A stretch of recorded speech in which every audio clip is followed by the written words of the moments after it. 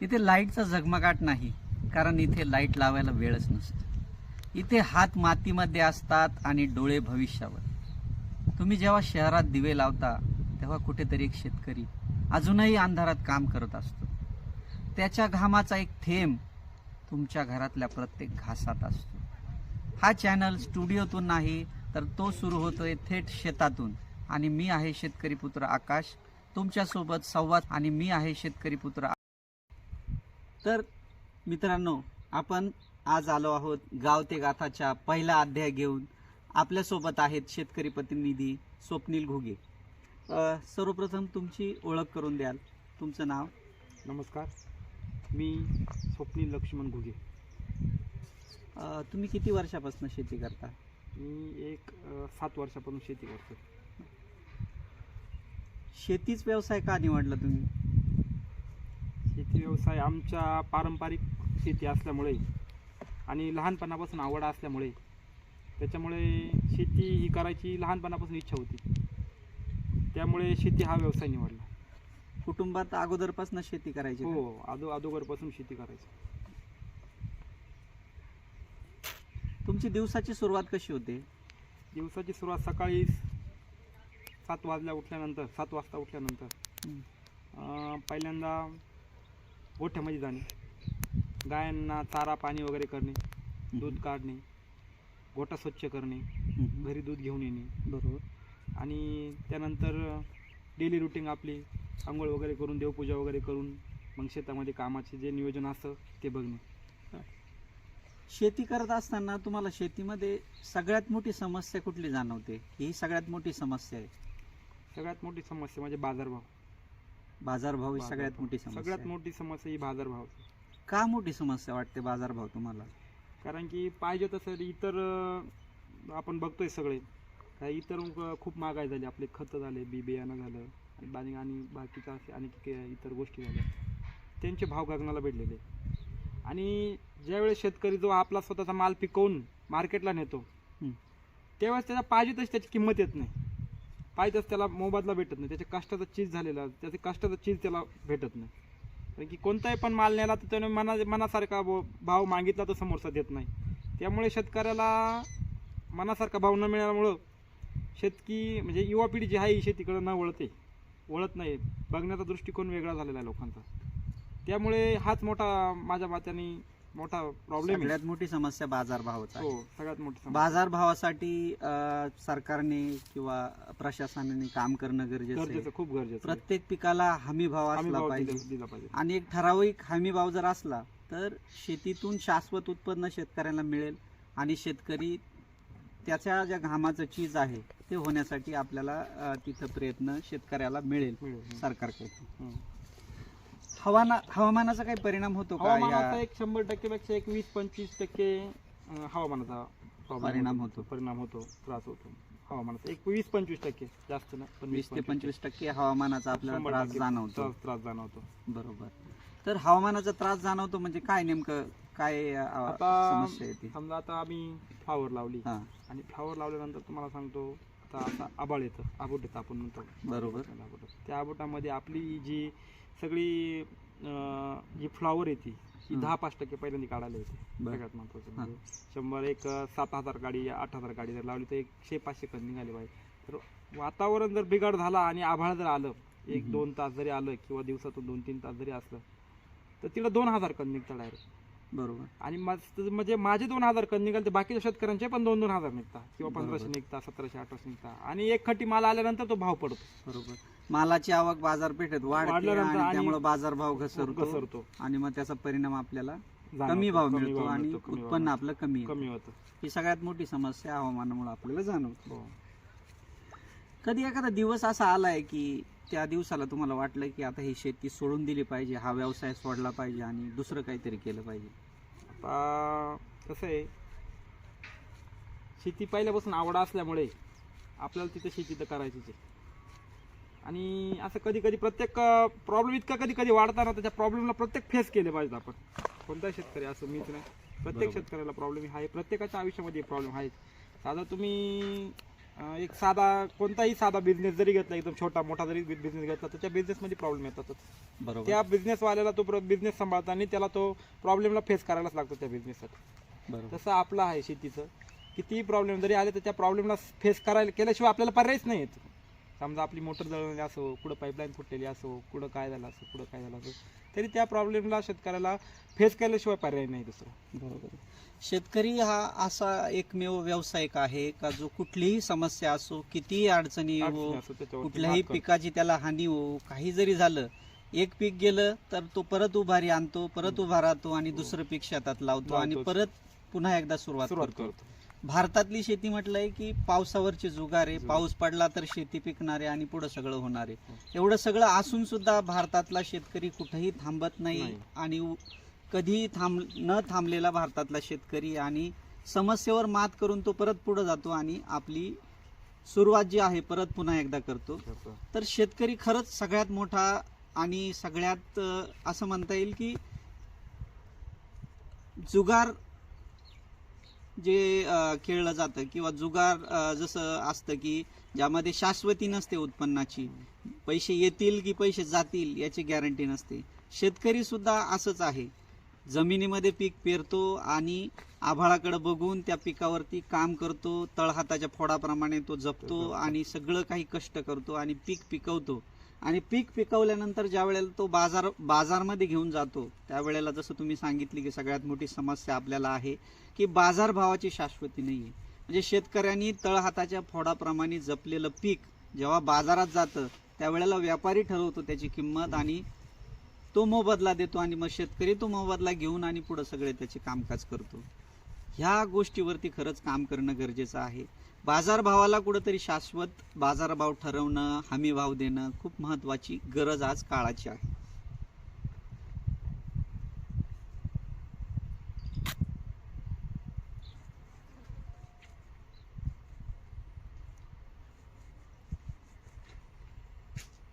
तुम्ही शेती करत असताना तुम्हाला सरकारी योजनांबद्दलची माहिती मिळते का? माहिती मिळते. आता हे मोबाईल वगैरे इंटरनेट वगैरेमुळे त्याच्यामुळे सगळं बातम्या वगैरे येतात. त्याला खूप अडचणी येतात. तुम्ही त्याला खूप अडचणी येतात. तुम्ही कुठल्या काही सरकारी योजनांचा फायदा घेतलाय का? म्हणजे प्रयत्न केलेले होते, बरेच ठिकाणी प्रयत्न केलेले होते, पण त्या प्रत्येक शेतकऱ्यापर्यंत येत नाही. आणि समजा कागदपत्र द्या, हे द्या, ते द्या, पंचनामा करा, असं करा, तसं करा, तोपर्यंत त्याची मुदत वगैरे संपून गेलेली असते किंवा काही ना काही प्रॉब्लेम गेला, त्याच्यामुळे ती प्रत्येक शेतकऱ्यापर्यंत येत नाही. म्हणजे ज्या काही सरकारी योजना येतात त्या शेतकऱ्यापर्यंत सहजासहजी पोहोचत नाही आणि पोहोचल्या तरी त्या मुदतीमध्ये त्या आपल्यापर्यंत पोहोचत नाही आणि पोहोचल्यानंतर त्या प्रत्येक शेतकऱ्यापर्यंत पोहोचत नाही आणि त्यामुळे आपल्याला त्या योजनेचा पुरेपूर लाभ घेता येत नाही. त्यामुळं योजना पण पारदर्शक असल्या पाहिजे शेतकऱ्याच्या बांधापर्यंत तर तुम्ही आता बऱ्याचशा शेतीमधल्या समस्या सांगितल्यात, तर तुमच्या शेतामध्ये तुम्ही कुठले कुठले पिकं घेतात? आम्ही आमच्या शेतामध्ये खरीपमध्ये आम्ही सोयाबीन घेतो. जास्तीत जास्त सोयाबीनचा उत्पन्न घेतो आम्ही. बरोबर. अजून शक्यतो जास्त आणि थोडीफार मका घेतली तर घेतो. शक्यतो पण सोयाबीनच घेतो. सोयाबीन आणि मका हे दोन पिकं हो घेतात. हो. त्यानंतर पुढच्या रब्बी हंगामात काय काय करता? रब्बी हंगामामध्ये गहू घेतो, कांदे घेतो आणि मका घेतो. दाण्याची मका असते ती मका घेतो आणि इतर आमचा भाजीपाला वगैरे असतो. भाजीपाल्यामध्ये कुठले कुठले पिकं घेतात? भाजीपाल्यामध्ये आमची फ्लावर, ब्रोकोली, वाल आपला असेल, भेंड्या असेल, शिवा कारले असेल आणि भोपळे असेल, हे आम्ही भाजीपाल्यामध्ये यासारखे पिकं तुम्ही पिकं घेतात. बरं, या पिकावरती येणारे रोग असतील, किडे असतील, ज्या समस्या येतात, या समस्या तुम्ही कशा ओळखता किंवा मग त्या समस्येवरती उपाय म्हणून काही कीटकनाशक असतील, बुरशीनाशक असतील, यांच्या फवारण्या कशा प्रकारे ठरवता? सकाळी उठल्यानंतर आम्ही त्यावेळेस शेताला चक्कर मारतो. त्यावेळेस आम्ही शेतामध्ये चक्कर मारल्यानंतर कोणत्या पिकाला कोणता आजार आलेला आहे, म्हणजे आपली कीड असेल किंवा आपले बुरशी वगैरे काही आलेली असेल किंवा काही इतर प्रॉब्लेम, इतर समस्या असतातच, भुरी असेल, असे बरेचसे त्याच्यावरती रोग आहे. ते रोग आल्यानंतर आपले बाजारावर दुकानामध्ये असे बरेचसे त्याच्यावरती केमिकल वगैरे आहे, औषधं वगैरे, त्याची फवारणी करतो आम्ही. नाही, फवारणी करता तुम्ही, पण एखादी समस्या आहे. समजा हे आपलं ब्रोकोलीचं पीक आहे, आज आपण बघितलं हे ब्रोकोलीचं पीक, हे आता आपण बसलोय. तर ह्या ब्रोकोलीच्या पिकामध्ये समजा तुम्हाला करप्याची समस्या, आपण समजू की यावरती करप्याची समस्या आहे. तर ह्या करप्याच्या समस्येसाठी XYZ नावाचं औषध फवारायचंय, हो. हे तुम्ही कसं ठरवता? दुकानात जाऊन दुकानदार देतो की नाही, आम्ही तुम्ही निर्णय स्वतः घेता? आम्ही स्वतः तुम्ही स्वतः आम्ही निर्णय स्वतः. घेता. बरेच आता दुकानदार म्हणजे दुकानदाराकडे 100 कंपन्या असतात. हम्म. तर आपण पहिल्यांदा याच्या आधी कोणत्या पिकाला करपे आल्यानंतर आपण ते मारले होते त्यावेळेस आपल्याला रिझल्ट भेटले होते. बरोबर. त्यामुळे याच्यावरती किती प्रकारचा करपे आहे किंवा किती प्रकारची बुरशी आहे, कोणत्या प्रकारचा रोग आहे, त्याच्यावरती आपल्याला माहीत असून दुकानामध्ये जाऊन म्हणजे जे औषध आपल्याला मारायचं आहे ते जाऊन आपण औषध घेऊन आणि मारतो. बरं. पण मग समजा तुम्ही दुकानात ठरवून गेले की मला XYZ नावाचं औषध घ्यायचंय, तुम्ही दुकानात गेले आणि दुकानदाराला सांगितलं XYZ औषध पाहिजे, पण त्याच्याकडे XYZ औषध नसेल, तर त्यांनी जर दुसरं ABC नावाचं औषध तुम्हाला दिलं, तर तुम्ही ते औषध घेता का? आणि त्याचे कंटेन वाचतो ना आम्ही, त्याचे कंटेन वगैरे वाचून घेतो. आणि दुसरे आपण पहिल्यांदा समजा जे पीक मारलं त्याचे कंटेन आणि याचे कंटेन एक असतील तर, नाही तर शक्यतो आम्ही दुसऱ्या दुकानात जाऊन घेऊन येतो. ओके, कंटेन असलं तर ठीक, जे भेटलं असतं ठीक, जे घ्यायचं आहे ते भेटलं तर ठीक. बरोबर. तर मग त्याला पर्यायच नाही, समजा आता नाहीच भेटत होते ते औषध, तर मग त्याचे कंटेन आपल्याला माहितच असतात. बरोबर. मग त्याचे जी दुसरी कंपनीचे असतील ते दाखवलं समजा दुकानदार, तर त्याचे कंटेन आपल्याला पाहिलं काही अडचण नाही. ते कंटेन पाहून आपल्याला 10-20 रुपये इकडे तिकडे भेटून आपण ते औषध घेऊन. तर गेल्या अनेक वर्षापासून, म्हणजे 2-3 वर्षा किंवा 5 वर्षा अगोदरपासून चर्चा चालू आहे की सेंद्रिय शेती केली पाहिजे, सेंद्रिय माल शेतकऱ्यांनी पिकवला पाहिजे, सेंद्रिय पीक किंवा सेंद्रिय अन्न आपण खाल्लं पाहिजे, अशी सगळीकडे चर्चा चालू आहे. ही चर्चा ऐकून तुम्हाला वाटत नाही का सेंद्रिय शेतीकडे आपण वळलं पाहिजे म्हणून? आम्ही प्रयत्न करत असतो. आमचं सेंद्रिय म्हणजे सेंद्रिय शेतीकडे आमचं लक्ष गेलं होतं. आम्ही त्याच्याकडे काम करायची तयारी आहे आमची, आम्ही करतो पण. पण आमचं स्वतःचं घरचं शेणखत आहे, आम्ही स्लरी वगैरे बनवून ठेवतो. समजा कोंबड खत असेल किंवा लेंडी खत असेल वगैरे, असे बरेचसे टाकून बघतो आम्ही. टाकतो असं काही नाही, 100% टाकतो, पण त्याचा पाहिजे तसा रिझल्ट नाही येत. त्याच्यामुळं रासायनिक खतं हे टाकायलाच लागणार. आणि सेंद्रिय खत शेती जर करायला गेली किंवा समजा ठरवलं आपण का सेंद्रिय शेतीच करायची किंवा हे करायचं, तर तेवढं पाहिजे तेवढं उत्पन्न येत नाही आणि पाहिजे ती मालाला जी क्वालिटी आहे ती क्वालिटी येत नाही. कारण की ह्या आपला सेंद्रिय शेती जी आहे, आपण जे काय असं स्लरी असेल किंवा आपलं कोंबडे खत असेल किंवा याचे रिझल्ट जे आहे हे लवकर लगेच मालाला लागू होती नाही. तोपर्यंत म्हणजे त्याला 15 दिवस, महिनाभर, 1 महिना लागतो, 1.5 महिना लागतो. तर तेवढ्यामध्ये आपला माल पीक निघून जातं. मग ते सेंद्रिय शेतीचा उपयोग नाही. आणि जरी आपण केलं तर उत्पन्न निघणार नाही. आणि उत्पन्न जर नाही निघलं, सगळ्या शेतकऱ्यांनी जर केलं, सेंद्रिय शेती जर केली, तर उत्पन्न नाही निघणार. आणि उत्पन्न नाही निघला तर समजा एवढं देश आहे, एवढं देशाला एवढा शेतकरी अन्न पुरवठा नाही करू शकत, कारण की उत्पन्नच नाही येणार. बरोबर आहे तुमचा मुद्दा. तुम्ही जे सांगताय की सेंद्रिय शेती करण्याला काही वावगं नाही, केली पाहिजे, बरोबर आहे. पण त्यातून जे येणारं उत्पन्न आहे ते उत्पादन आपल्याला तेवढं पुरेपूर येणार नाही. उत्पादन येणार नाही. एक तर आधीच पहिल्यांदाच बाजारभाव नाही मालाला, आणि तुम्ही ते कमी उत्पन्न निघाल्यानंतर आणि उत्पन्न पण कमी, उत्पन्न तर कमी, उत्पादन कमी येणार. उत्पादन कमी गेलं तर उत्पन्न पण कमी होणार ना. बरोबर. जे काय पैसे यायचे ते येणार नाही ना. बरोबर. आणि उत्पन्न कमी आलं तर त्याचा पुरवठा सर्व आपल्या ज्या शहरातली लोकांना असेल, शहरातल्या जनतेला असेल, आपल्याला त्या अन्नाचा पुरवठा करायचा आहे, भाजीपाल्याचा पुरवठा करायचा आहे, तो पुरवठा कमी होईल आणि त्याचा परिणाम बाकी आपल्या बाजारभावावर पण होऊ शकतो.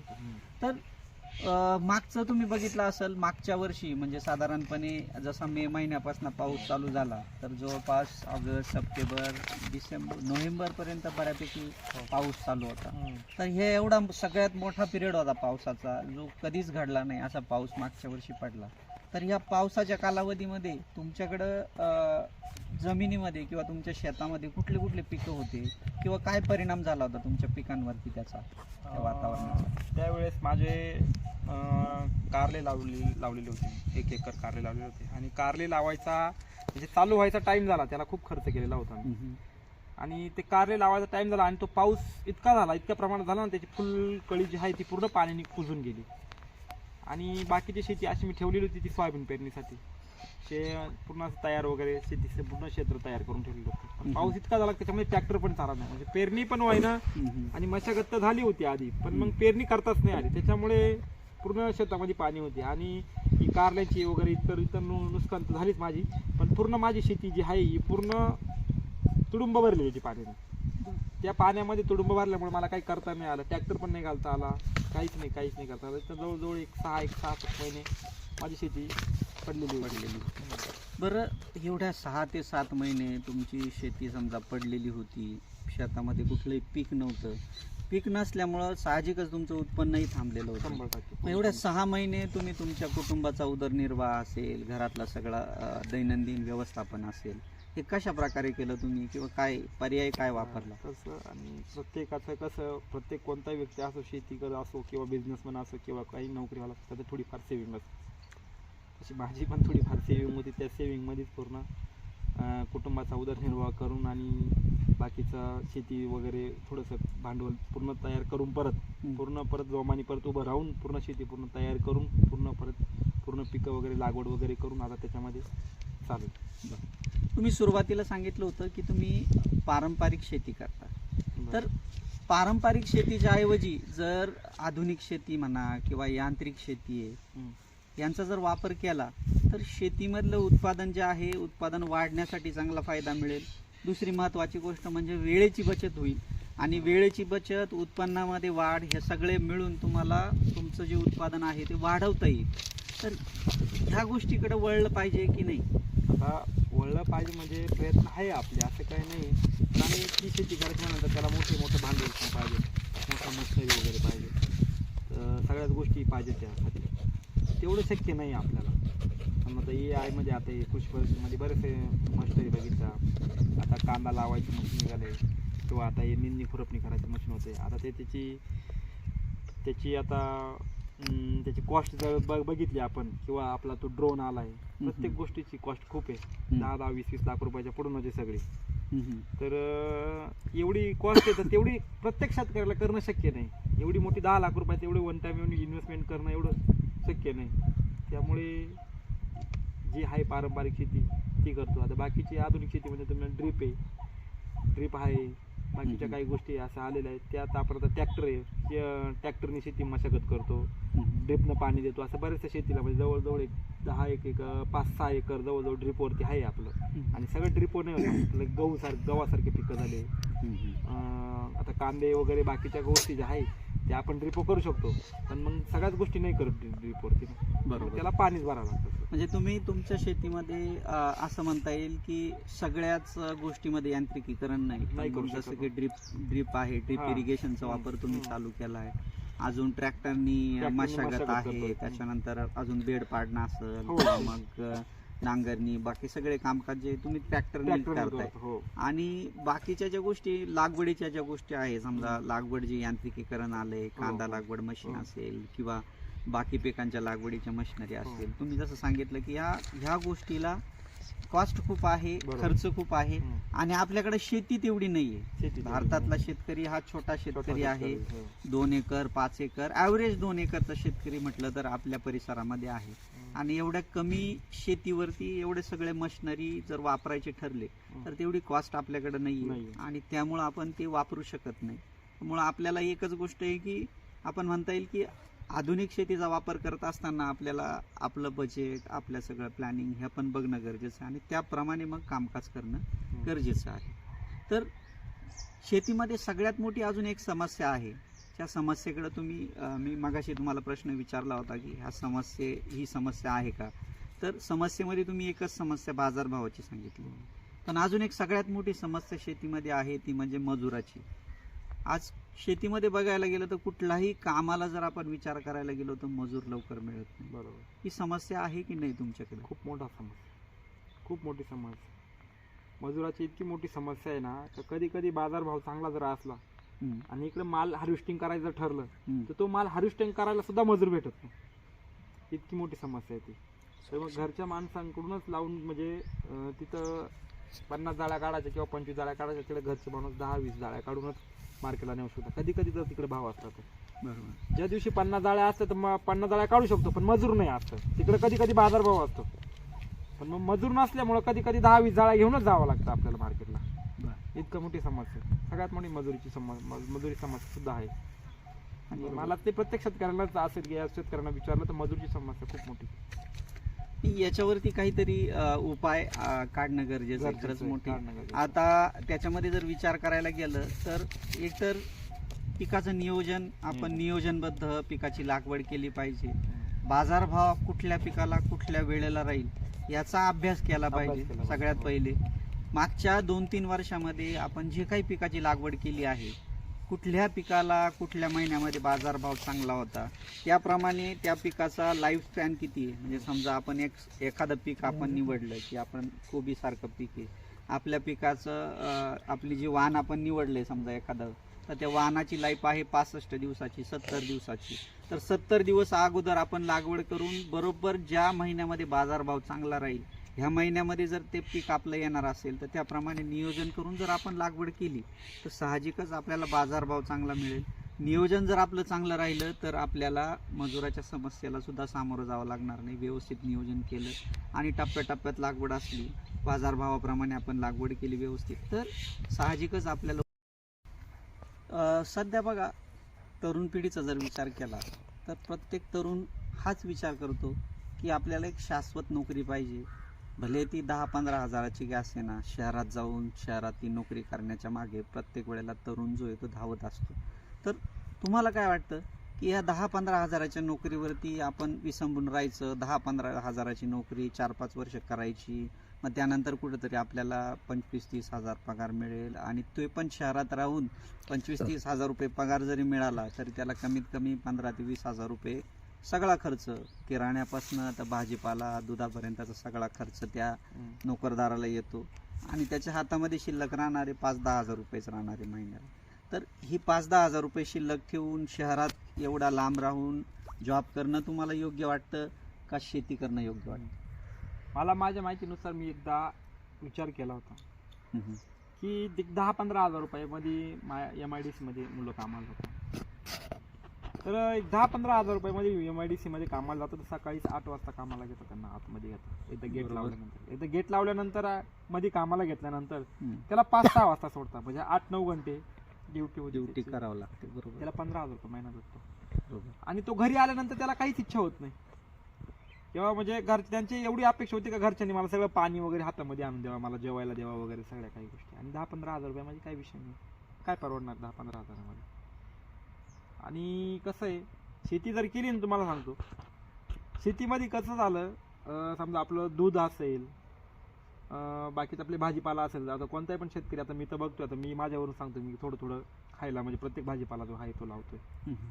आणि प्रत्येक गोष्टी आहे, दूध झालं, भाजीपाला झाला, आपल्या मिरच्या झालं, वांगे झालं, कांदे झालं, काही जरी गोष्ट झाली त्याचं शेतकरी थोडं थोडं जरी केलं तरी त्याचं किरकोळ कारकोळ जो खर्च आहे तो कसा पण त्याच्यावरती निघून येतो. म्हणजे त्याला खर्च करायलाच लागत नाही, म्हणजे त्याला कुठं नाही जायला. एक तेल मीठ मिरची जर आणली दुकानातून तर त्याला भाजीपाला आणायला लागत नाही, त्याला दूध आणायला लागत नाही, या अशा अनेक गोष्टी. बरोबर. तर त्याच्यामुळे मी तर म्हणतो शेती ही 100% चांगलीच आहे. शेती व्यवस्थित मॅनेजमेंटने केली, कमी कष्टाने केली, नियोजनबद्ध केली तर 100% चांगली आहे. शेतीमधून पारंपरिक उत्पन्न जरी, पारंपरिक पिकं जरी लावली आपण, तरी नवीन नवीन थोडं थोडं जरी काहीतरी लावित राहिलं तर 100% शेतीमधून तुम्हाला असं सांगायचं की शेतीमधून उत्पन्न आपल्याला येणारच आहे, ते शेतीला जोडधंदा अजून काहीतरी असला पाहिजे. हो, जसं की दुग्ध व्यवसाय आहे, अजून काही बाकीचे व्यवसाय, कोंबड पालन असेल, कुक्कुट पालन असेल, आपले अंड्यांचा व्यवसाय, असे 10-20 अशा गावरान बरेचसे शेतकरी आहेत मी बघितलेले. मला शेती करायच्या अगोदर मी बऱ्याचशा सक्सेस शेतकऱ्यांकडे गेलो होतो. त्यांचे टर्नवर कोटी-कोटीमध्ये 50 लाखांमध्ये त्यांचे असे मोठे शेतकरी. बरोबर. ते असे किरकोळ खर्च करण्यासाठी आपलं गाया पाळणं किंवा आपलं तुम्हाला सांगतो कोंबड्या पाळणं, शेळ्या पाळणं, त्याच्यावरती पण असा जोडधंदा त्यांचा आहेच. बरोबर. असं ते एखाद्या शेतकऱ्याने छोटासा जोडधंदा जरी केला, काही पण किरकोळ जरी धंदा केला तरी त्याचा असा शेतीला त्याला जोडधंदा म्हणून जर असला तर त्याला एक सपोर्ट होतोय, शेतीला एक सपोर्ट म्हणून एक चांगला येतो त्याला. बरोबर. दूध धंदा असेल, बरेचसे कोणते भरपूर धंदे आहे त्याच्यामध्ये. म्हणजे तुम्ही हे सगळं तुमचं मी ऐकल्यानंतर तुम्हाला काय वाटतंय, तुम्ही आजच्या तरुण पिढीला किंवा तरुणाला तुम्ही काय संदेश देऊ इच्छिता? 100% आजच्या तरुण पिढीला कुणाकडे कामाला न जाता, समजा आता कामाला न जाता ते असं समजा आता बघतोय आपण कंपनीमध्ये जाता, मुलं मॉलमध्ये जाता, दुकानामध्ये जाता, इकडं तिकडं बँकांमध्ये जाता, त्यांचं शिक्षण आहे आपण म्हणत नाही, त्यांचं 100% शिक्षण आहे, पण त्यांनी ते शिक्षणाचा जो बुद्धीचा वापर जर आपल्या शेतीमध्ये केला, नवनवीन प्रकारचे काही भाजीपाला असेल, नवनवीन प्रकारचं काहीतरी वेगवेगळं नवीन केलं, असे मोठे मोठे शेतकरी जाऊन त्यांना व्हिजिट दिली, त्यांना जर बघितलं तर त्यांनी जर स्वतःची घरची शेती अजून 100% शेती केली पाहिजे. 1001% मी सांगतो शेतीच केली पाहिजे. शेतीमध्ये 100% आपल्याला व्यवस्थित आपण शेती केली तर आपल्याला उत्पन्न तिथं मिळतंच. त्याला जोडधंदा छोटाफार आपल्या घरापुढं जरी केला, छोटासा आजूबाजूला जरी केला तरी त्याला त्याच्यातून पण उत्पन्न येतंच. आता मला शेती करायची आवड होती तर मी शेती ही रेंटने घेतलेली 10 एकर, त्याच्यामधून मी उत्पन्न काढतोच आहे. त्यांचं माझंही पण कुटुंब चाललं आहे आणि समोरचे शेतकरी समोरचे जे शेतमालक आहेत त्यांना पण रेंट व्यवस्थित जातो आहे. त्यामुळे शेती 100% केली पाहिजे. माझं सगळ्यांना हेच सांगणं आहे की कुणी कितीही पैशावाला असला, कोणाचा बिझनेस कुठेही असला आणि कोणाचा किती मोठा बिझनेस असला आणि कुणी कुठेही कामाला जरी असलं तरी त्याच्या थाटामध्ये ही शेतकऱ्यांचीच भाकर जाणार आहे. शेतीशिवाय पर्याय नाही आहे. कुणीही काही जरी म्हटलं तरी शेतीशिवाय पर्याय नाही. त्याच्यामुळे मी सगळ्यांना सांगणं एकच आहे की ज्यांच्याकडं घरची शेती जी आहे त्यांनी ही शेतीच करावी. त्यांनी कुठेही कामाला न जाता स्वतःची व्यवस्थित जर शेती जरी केली तर 100% त्याला त्याच्यामधून मोबदला भेटेल. आपण जेव्हा उद्याचा विचार करतो तेव्हा कुणीतरी आज कष्ट करत असतो. आज आपण ऐकली एक गाथा, पण अशा हजारो गाथा अजून मातीमध्ये दडल्या आहेत. त्या शोधण्याचा आणि तुमच्यापर्यंत पोहोचवण्याचा हा एक आमचा छोटासा प्रयत्न आहे. ही फक्त सुरुवात आहे गाव ते गाथाची, आवाज त्या मातीचा जी भारत घडवते. आणि शेतकरी मित्रांनो, तुम्हाला तुमच्या पिकामध्ये कुठल्याही प्रकारची समस्या असेल, अडचणी असतील तर तुम्ही डिस्क्रिप्शन बॉक्समध्ये दिलेल्या नंबरवरती आम्हाला कधीही संपर्क करू शकता. तुमच्या समस्येवर योग्य ते मार्गदर्शन करण्याचा निश्चितच आमचा प्रयत्न असेल. ज्या समस्या आमच्याकडून आम्ही सोडवू शकतो त्या निश्चितच तुमच्यापर्यंत आम्ही पोहोचवण्याचा, सोडवण्याचा आमचा प्रयत्न आम्ही करत राहू. धन्यवाद. परत एकदा पुनश्च सर्वांचे आभार आणि पुन्हा एकदा अशाच एका नवीन गाथेबरोबर आपण परत एकदा पुन्हा भेटूया. धन्यवाद.